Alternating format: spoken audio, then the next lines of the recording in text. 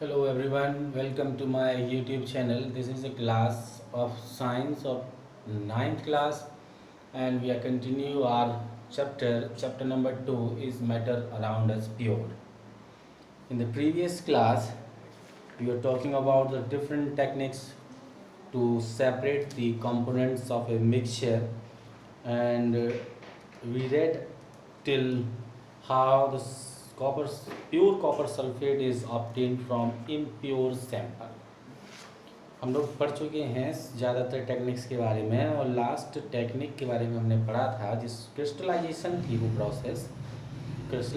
Process that separates a pure solid in the form of its crystal from A solution.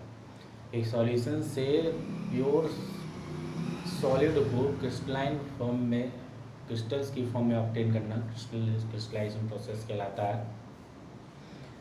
और इसके क्या क्या applications थे वहाँ तक हमने इसको जान लिया था और किस तरीके से कॉपर सल्फेट प्योर फॉर्म में ऑब्टेन किया जाता है इम्प्योर सैंपल से, ये भी हमने जान लिया था। After that if you talking about cities, in cities drinking water is supplied from water works। जिस तरीके से हमने सभी टेक्निक्स को देखा और उसमें कहीं ना कहीं हमने उन मिक्सचर के कंपोनेंट्स को अलग किया, उसी तरीके से अगर हम वाटर सप्लाई की बात करें तो कहीं ना कहीं वाटर के अंदर भी कुछ ऐसी इम्प्योरिटीज़ मौजूद होती हैं विच कैन बी सेपरेट, जिनको कहीं ना कहीं सेपरेट किया जा सकता है और हमें उनको सेपरेट दें, उन्हें अलग करना भी चाहिए because these are impurities which causes so many diseases, जो कहीं ना कहीं कई बीमारियों का अपने आप में कारण हो सकती है। इसलिए उन इम्प्योरिटीज़ को हमें उसके अंदर से निकालना जरूरी रहता है। तो हम शहरों की बात कर रहे हैं जहाँ पर वाटर वर्क्स से ड्रिंकिंग वाटर को, पीने के पानी को घरों तक भेजा जाता है।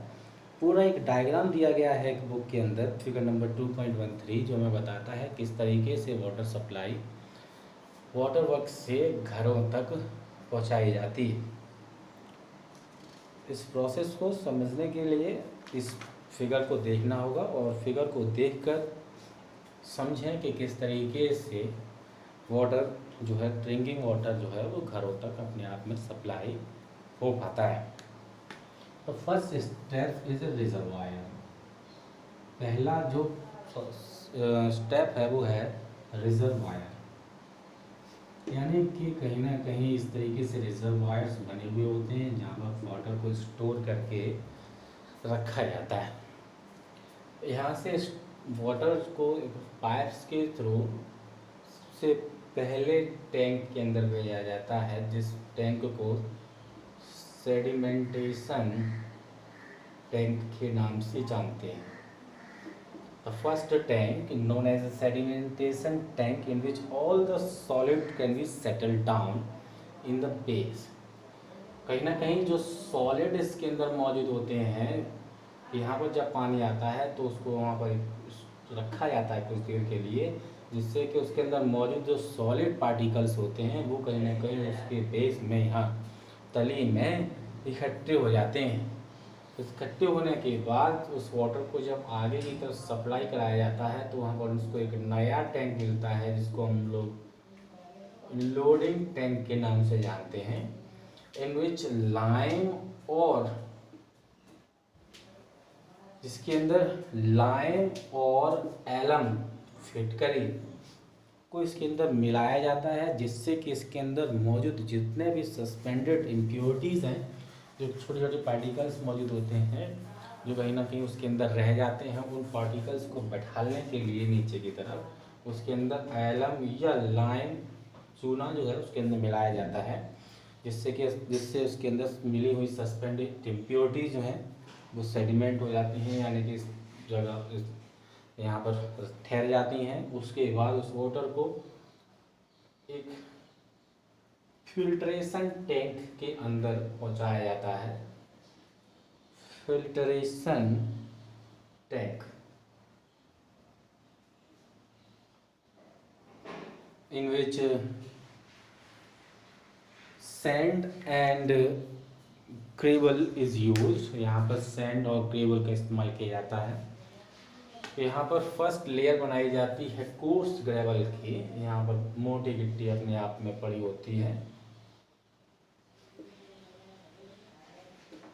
कोर्स ग्रेवल की। उसके बाद यहाँ दूसरी लेयर जो बनी हुई होती है तो उसके अंदर छोटी गिट्टी की मौजूद होती है और उसके ऊपर यहाँ पर फाइन सैंड मौजूद होता है, बालू मौजूद होती है। ये 3 लेयर बन जाती हैं और जब वाटर इसके अंदर एंटर कर जाता है तो वहाँ पर ये जो पानी है तीनों लेयर से एक तरीके से फिल्टर होता है, छनता है, और उसको छनने के बाद यहाँ से एक और टैंक इसको मिलता है जिसको हम क्लोरीनेशन टैंक के नाम से जानते हैं। इस क्लोरीनेशन टैंक के अंदर क्लोरीन का इस्तेमाल किया जाता है, which is known as a bleaching agent. Bleaching agent के तौर पर क्लोरीन का इस्तेमाल किया जाता है, जो उसके अंदर मौजूद पैथोजेंस, डिजीज कॉजेस पैथोजेंस, यानी कि इसमें पैथोजेंस में वायरस आते हैं, इसमें बैक्टीरियाज आते हैं, इसमें आपके प्रोटोजोन्स आते हैं।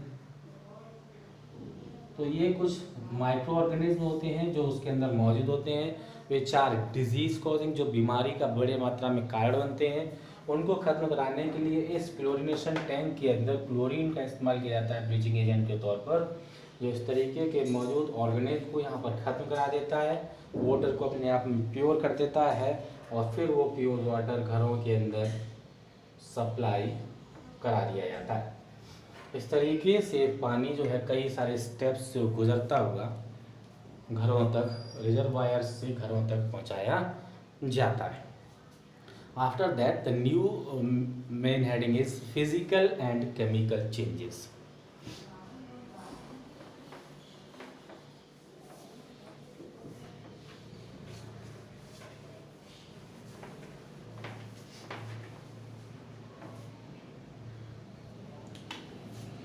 फिजिकल एंड केमिकल चेंजेस,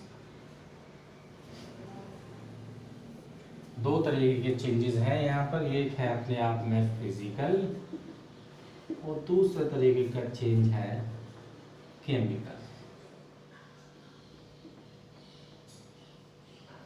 अब तक हमने कई तरीके के मिक्सचर्स और सॉल्यूशंस के बारे में पढ़ लिया है, और अगर ये हम चाहते हैं कि हम डिफरेंस कर सकें प्योर सब्सटेंस और मिक्सचर्स के बीच में, तो कहीं ना कहीं हमें ये समझना होगा कि कौन से फिजिकल चेंजेस होते हैं और कौन से केमिकल चेंजेस होते हैं। To differentiate between the pure substance and a mixture, we have to understand about the physical change and chemical change. So, if we talking about the physical change, physical changes are those changes in which no new substance is formed in a reaction. कोई अगर reaction कराया जा रहा है और in the reaction there is no new substance is formed, अगर कोई नया सब्सटेंस अपने आप में नहीं बनता है और it can be changed in the previous form, और कोई नया सब्सटेंस वहाँ पर ना बने और उसकी केमिकल प्रॉपर्टीज़ में किसी तरीके का कोई बदलाव ना आए, तो उस तरीके के चेंजेस को फिजिकल चेंजेस के तौर पर जाना जाता है। फिर इससे पहले चैप्टर की अगर हम बात करें, चैप्टर नंबर 1, तो उसके अंदर हम ये पढ़ चुके हैं कि कौन कौन सी फिजिकल प्रॉपर्टीज़ होती हैं किसी मैटर की। इस फिजिकल प्रॉपर्टीज़ में हमने जाना था उसके कलर के बारे में, उसकी मेल्टिंग पॉइंट, उसका hardness, rigidity, fluidity, boiling point, density, ये सभी उसकी फिजिकल प्रॉपर्टीज़ हैं। और जो इंटर कन्वर्जन होता है स्टेट्स का, उसमें फिजिकल चेंज बदल जाती है। State is physical change because these changes occur without a change in composition and no change in the chemical nature of the substance.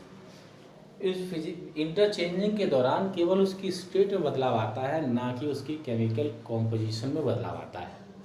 अगर किसी भी सब्सटेंस की केमिकल कंपोजिशन में कोई बदलाव ना आए, यानी कि कोई नया सब्सटेंस ना बने, तो उस तरीके के चेंजेस को फिजिकल चेंजेस कहा जा सकता है।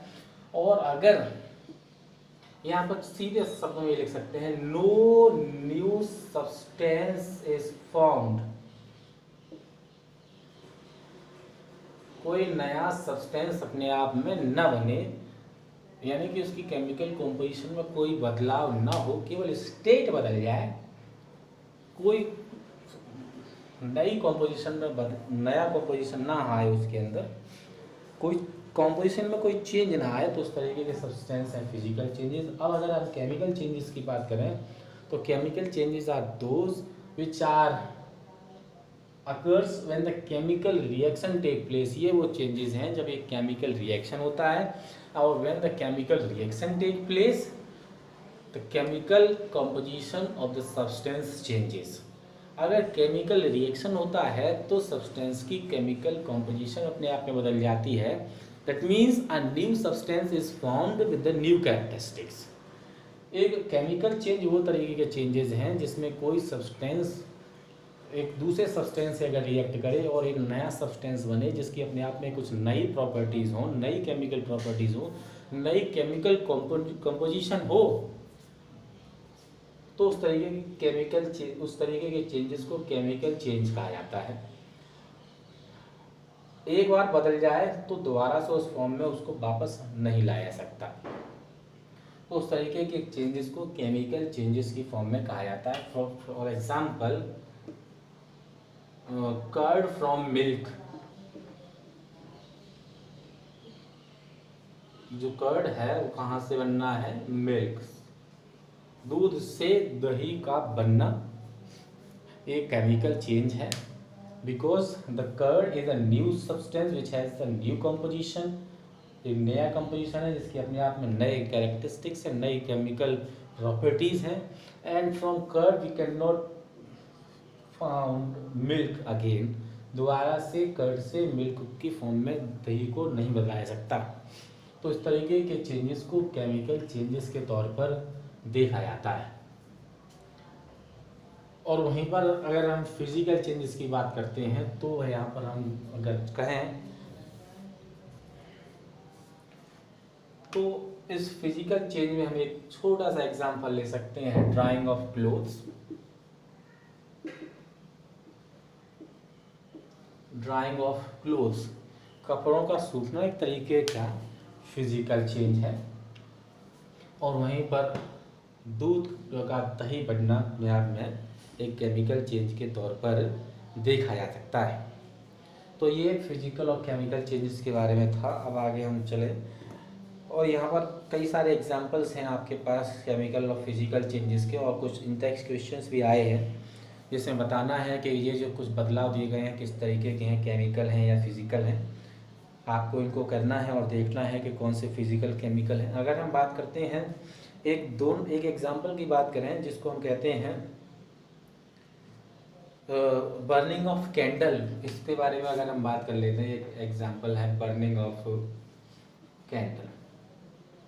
अब पूछा जाता है ये किस तरीके का एग्जांपल है, तो हम ये कह सकते हैं ये दोनों तरीके का एग्जांपल है, यानी कि अपने आप में फिजिकल चेंज भी है और अपने आप में केमिकल चेंज भी है। मोमबत्ती का जलना फिजिकल चेंज भी कहलाता है और केमिकल चेंज भी कहलाता है। फिजिकल चेंज कैसे है कि अगर वो वैक्स अपने आप में मेल्ट हो जाता है तो उसको दोबारा से हम उस फॉर्म में लाकर एक नई मोमबत्ती बना सकते हैं, तो सिंपल तरह पर कह सकते हैं वो फिजिकल चेंज है। लेकिन वहीं पर अगर हम बात करें केमिकल चेंज की, तो व्हेन द कैंडल बर्न्स, जब ये मोमबत्ती अपने आप में जलती है, new substance is formed with the new characteristics. जब ये जलती है तो यहाँ पर एक नया सब्सटेंस बनता है which is a carbon dioxide, CO2। Carbon dioxide gas यहाँ पर जनरेट होती है जिसकी अपने आप में एक नई केमिकल प्रॉपर्टीज है, एक नई केमिकल कंपोजिशन है, एक नया सब्सटेंस बना है। और इसलिए नया सब्सटेंस बनने के कारण बर्निंग ऑफ कैंडल अपने आप में केमिकल चेंज भी कहलाता है और बर्निंग ऑफ कैंडल अपने आप में फिजिकल चेंज भी कहलाता है, यानी दोनों तरीके का ये अपने आप में चेंज है। Now move to the next, what are the types of pure substance. Pure substance के कौन कौन से प्रकार होते हैं। What are the types of pure substance? On the basis of the chemical composition, जिस तरीके से वो मिलकर बने हैं उस केमिकल कंपोजिशन के बेस पर सब्सटेंस को दो कैटेगरी से बांटा गया है। नंबर एक है एलिमेंट्स और नंबर टू कह सकते हैं वो है कंपाउंड। एक है एलिमेंट्स और एक है कंपाउंड। सबसे पहले हम जानेंगे एलिमेंट्स के बारे में। ये एलिमेंट अपने आप में क्या है। अकॉर्डिंग टू द बुक अगर हम बात करें तो Robert Boyle was the first scientist to use the term element in 1661। 1661 में 1661 में रॉबर्ट बॉयल पहले साइंटिस्ट हुए जिन्होंने इस एलिमेंट शब्द का इस्तेमाल किया। आफ्टर दैट एंटोनी लॉरेंस लेवॉइजर हुए फ्रेंच केमिस्ट जिन्होंने इसको एक्सपेरिमेंटली डिफाइन किया एलिमेंट को। उन्होंने कहा था element as a basic form of matter that can not be broken down into simpler substance by chemical reaction. उन्होंने कहा था कि एलिमेंट मैटर की वह अवस्था है जिसको उससे ज़्यादा छोटे सब्सटेंस की फॉर्म में सिंपल सब्सटेंस की फॉर्म में तोड़ा नहीं जा सकता। It is not divided into simpler substances by any chemical process। Elements को किसी भी केमिकल प्रोसेस के द्वारा उससे छोटे सब्सटेंस की फॉर्म में उससे सिंपल सब्सटेंस की फॉर्म में तोड़ा नहीं जा सकता। After that elements can be divided into 3 broad categories. Element को फिर 3 कैटेगरीज में वहाँ पर बांटा गया। Number 1, number 2 and number 3 can be divided into metals, non-metals and metalloids। Definition देने के बाद जब उन्होंने इस डेफिनेशन को दे दिया कि एलिमेंट वो फॉर्म मैटर की अवस्था है जिसको उससे छोटे फॉर्म में डिवाइड नहीं किया सकता, फिर उन्होंने कहा कि एलिमेंट को नॉर्मली 3 कैटेगरीज में डिवाइड कर सकते हैं। नंबर 1 है मेटल्स, नंबर 2 है नॉन मेटल्स, नंबर 3 है मेटलॉइड्स।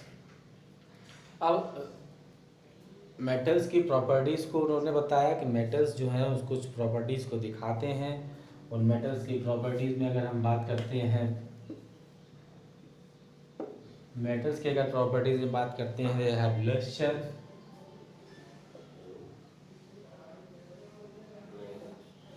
उनके ऊपर चमक मौजूद होती है, शाइनी सरफेस होता है उनका, conduct with heat and electricity, heat और इलेक्ट्रिसिटी के साथ आसानी से कंडक्ट कर जाते हैं। ये डक्टाइल होते हैं। Ductile means that this shows the ductility process, means metals can be drawn into a thin wire. एक लंबे वायर की फॉर्म में इन मेटल्स को कन्वर्ट करा सकता है। दे आर मैलिएबल,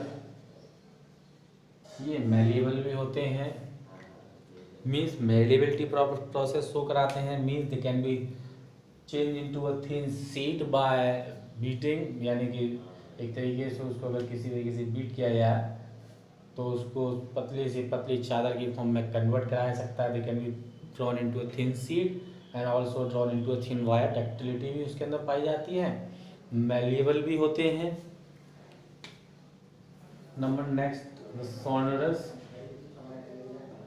यानी कि उसको किसी तरीके से बीट करने पर उसके अंदर से एक रिंगिंग साउंड प्रोड्यूस होता है। When we hit the metals they produce a ringing sound. जैसे आपने आवाज़ सुनी होगी कई तरीके से मेटल्स को अगर किसी तरीके से हिट किया जाता है तो उसके अंदर से एक तरीके के साउंड आते हैं जिसको रिंगिंग साउंड्स के तौर पर जाना जाता है। That's why they are also sonorous, यानी कि ये अपने आप में ऐसे होते हैं जो अपने अंदर से साउंड प्रोड्यूस कराते हैं। चमक होती है, हीट और इलेक्ट्रिसिटी के अच्छे कंडक्टर होते हैं। डक्टिलिटी इसके अंदर पाई जाती है, पतले से वायर की फॉर्म में कन्वर्ट कराया जा सकता है। मैलिएबल हो सकते हैं एक चादर की फॉर्म में एक थिन सीट की फॉर्म में कन्वर्ट करा सकता है और अपने अंदर से साउंड प्रोड्यूस कराते हैं। मेटल्स के एग्जांपल के बाद तो फॉर्म में बात करें तो एग्जांपल्स हैं गोल्ड है, सिल्वर है, कॉपर है, एल्युमिनियम है, ये कई सारे एग्जांपल हैं। मरकरी है, पोटेशियम है, सोडियम है, ये कई सारे एग्जांपल्स हैं मेटल्स के। इसके आगे का हम जानेंगे अगले वीडियो में। Till then good bye.